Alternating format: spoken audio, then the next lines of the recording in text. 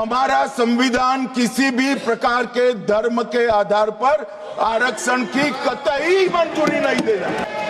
फिर से संकल्प सरकार का बताता हूं कि धर्म के आधार पर मुस्लिमों को किसी भी प्रकार का आरक्षण गैर संवैधानिक है, इसका सवाल ही पैदा नहीं। जनगणना का काम शुरू हो चुका है, जारी कि सरकार ने जाति की जनगणना करने का निर्णय ले चुकी है कि ये जनगणना जाति जनगणना के साथ ही होने वाली है।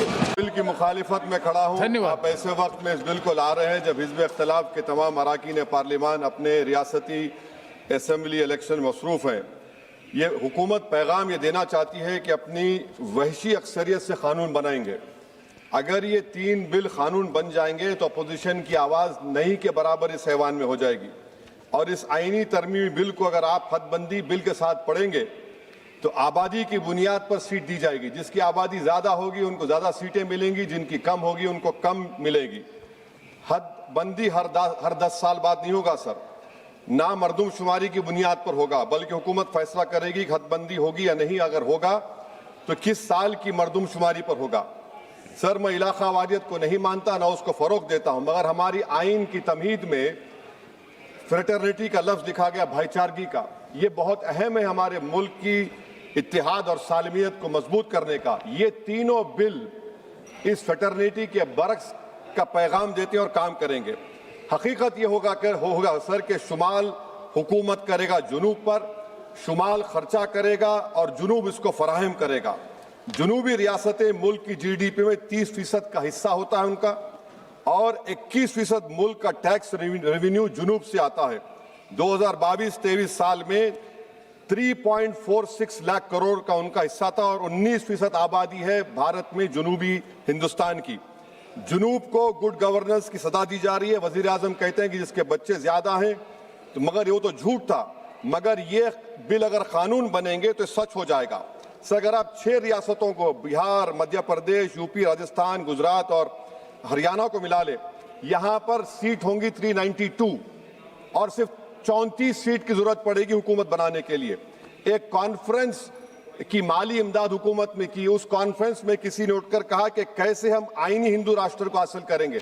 अब पता चल रहा है कि गैर बीजेपी पार्टियों के नुमाइंदगी को डाइल्यूट करने से ही आप एक आईनी हिंदू राष्ट्र बनाना चाहते हैं, ताकि यूसीसी, लैंड जिहाद, हिंदी को लाजमी कर देना, बुलडोजर को आईनी तहफ़्फ़ुज़ देना।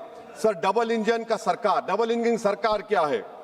जादू, उसका जादू यह है कि इंजन शुमाल का होगा और ताकत जुनूब से आएगी। सर, नतीजा यह होगा कि जुनूबी हिंद के तमाम रियासतें अपनी आबादी बढ़ाने का काम शुरू कर देंगी। क्या यह मुल्क के लिए अच्छा होगा? तो तशवीशनाक होगा। सच्चर कमेटी ने अपनी रिपोर्ट में कहा कि मुस्लिम अक्सरियत कॉन्स्टिट्यूंसीज को रिजर्व कर दिया गया, और आसाम और कश्मीर इसकी जीती जागती मिसाल है। आसाम में 30 ऐसे असेंबली हल्क़ात थे जहां पर मुसलमान जीत के आते थे, उसको 23 कर दिया गया। ये जेरीमैंडरिंग नहीं है तो क्या है? कश्मीर, सर, दुबरी बरबेटा में 60% मुसलमान थे, एक दुबरी कॉन्स्टिट्यूंसी बना दी गई, खत्म हो गया, आप कोई नहीं जीत सकता बरबेटा से। दूसरा मिसाल दे रहा हूं सर, अनंतनाग रजौरी का। कॉन्स्टिट्यूंसी शुरू हो रही है कश्मीर में कोई, और खत्म हो रही है जम्मू में, कोई रास्ता नहीं, कोई तहजीब का हिस्सा नहीं मिलता। सर, 2 एडमिनिस्ट्रेटिव डिवीजन अलग है। ये जेरीमैंडरिंग नहीं है तो क्या है सर? और सर, कश्मीर की आबादी क्या है? 56% कश्मीर की आबादी, सीट है 52.22। जम्मू की आबादी है 43.65, सीट में हिस्सा है 47.78। ये जेरीमैंडरिंग है तो नहीं है तो क्या यही होगा?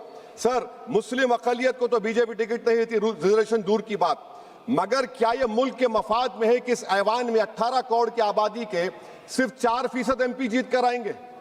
ये आपकी मुल्क से मोहब्बत है? ये राष्ट्रवाद होगा कि 18% सिर्फ 4% आएंगे जीत कर? आप फैसला कर लीजिए। ट्रेजरी बेंचेस को सोचना है। अगर वो भारत से मोहब्बत करते हैं तो तशवीशनाक बात है। अगर बिल कानून बनेगा तो फिर आप भूल जाइए, यहां पर तो और कम हो जाएंगे।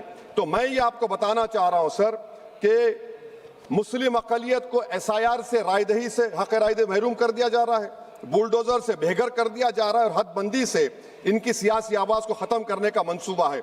सच्चाई ये है सर, मुस्लिम वोट की जरूरत बीजेपी को उसको खतरा समझती, सेकुलर पार्टीज ये समझती हैं कि हमको पूछना ही ना पड़े, और हम बार बार पुकार कर कहते हैं कि जमहूरियत को मजबूत करो, सिर्फ वोट डालने वाले मत बनो, वोट लेने वाले बनो, क़यादत बनाओ। मगर ये सब चीजों का आप देख रहे हैं कि बीजेपी इसको खत्म करना चाहती है। सर भारत क्या है? भारत एक यूनियन ऑफ स्टेट्स है, सिर्फ शुमाली रियासतें नहीं है, जुनूब की रियासतें नहीं है, मशरिक नहीं है, मगरबी रियासतें हैं, नॉर्थ ईस्ट है। तो ये इस मुल्क की डाइवर्सिटी इसकी ताकत है जो ये 3 बिलें खत्म करना चाहती है। मेरी तजवीज क्या है सर, कनाडा का फार्मूला अपनाया जाए, कनाडा में ग्रैंडफादर क्लॉज को अपनाया जाए, रियासत की सीट आबादी पर मुनस्सिर नहीं होगी। Sir, remove the money bill veto from Lok Sabha, let the house of states have an equal voice in how legislation is passed.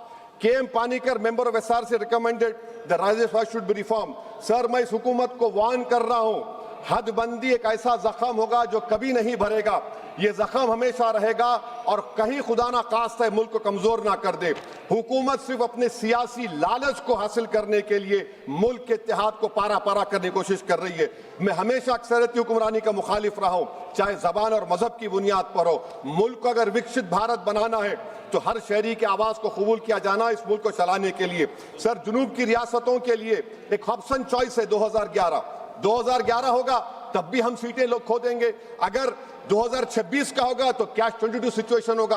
तो मैं हुकूमत से अपील करता हूं आपके जरिए से कि हमारे वजीर आला ने जो तजवीज पेश की रेवंत रेड्डी ने कि हाइब्रिड मॉडल 2 क्या है वो, 40% की सीटें आबादी पर, 40% इकोनॉमिक परफॉर्मेंस पर और 20% फेडरल बैलेंस को, मैं हुकूमत से ये डिमांड करता हूं कि मुसलमानों को, OBC को और जुनूबी रियासतों को एलिनेट मत करिए, ये मुल्क के मफाद में नहीं है। सर, वजीर दाखिला अमित शाह ने अपने इंटरवेंशन में कहा कि तेलंगाना में 25 सीट होंगी।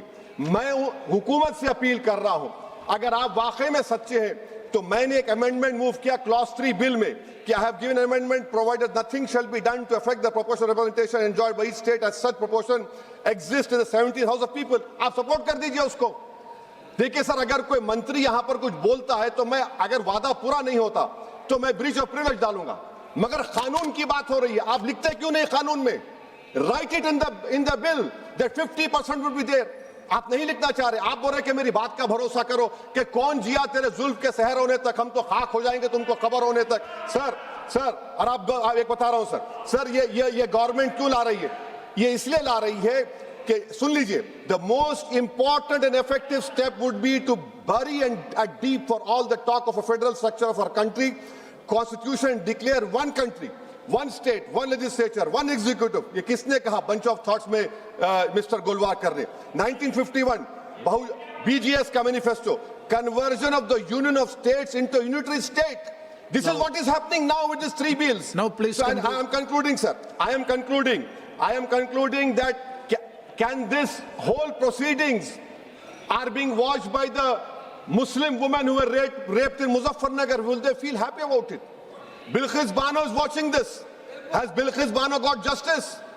Zakia Jafri's family is watching this. Have they got justice? No. Please. That is why I conclude, sir, by reciting the share of what Rahat Indori said about this government. जहां से गुजरो धुआं बिछा दो, जहां से गुजरो धुआं बिछा दो, जहां भी पहुंचो धमाल कर दो। तुम्हें सियासत ने हक दिया है, हरी जमीन को लाल कर दो। अपील भी तुम, दलील भी तुम, गवाह भी तुम, वकील भी तुम, जिसे भी चाहो हराम कह दो, जिसे ही चाहो हलाल कर दो। मैं वार्न कर रहा हूं सर, आपके पास मेजॉरिटी नहीं है, ये मत करिए, मुल्क को कमजोर करने की हरकत होगी। शुक्रिया सर।